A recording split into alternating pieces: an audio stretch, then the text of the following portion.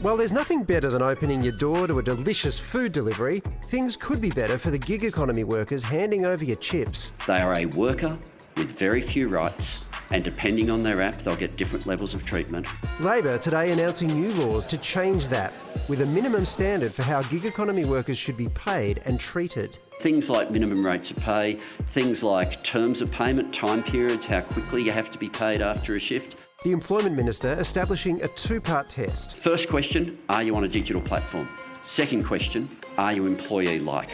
That will see workers in food delivery, rideshare, healthcare and disability services gain the protection of the Fair Work Commission, the regulator given the power to lift wages and set conditions from the 1st of July next year. While we all love the technology, it's got to be possible to have 21st century technology without having 19th century working conditions. Uber is currently on board, provided the new rules, quote, protect the flexibility gig workers rely on. But other apps like care economy platform Mabel are sceptical. I think when you add bureaucracy and cost and friction to those arrangements, you'll end up with people paying more for their support than they otherwise would and people earning less. And for users of these services, the Minister admits there will be a cost. If that means there's a tiny bit extra that you pay when your pizza arrives to your door and they're more likely to be safe on the roads getting there, then I reckon that's a pretty small price to pay. When people say, oh, people might mind paying a little bit more, well, a little bit more for some people is a lot.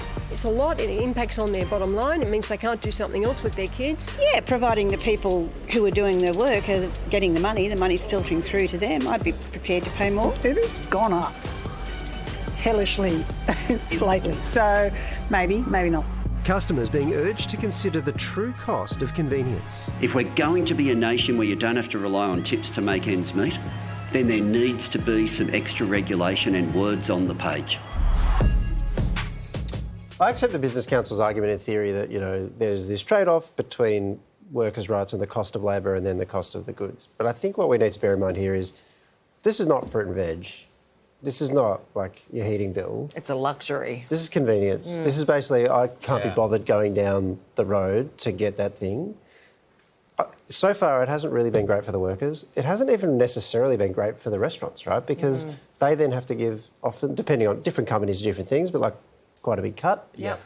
So they lose traffic through the door. They have to either put up their prices or take the hit. Like, these are apps that are basically making money off other people's ingenuity. Yeah. Yeah, well, yes, other people's laziness, but other people's ingenuity and cheap labour. Yeah. And at some point, don't we have to ask, well, if a business can't survive under that model, should it?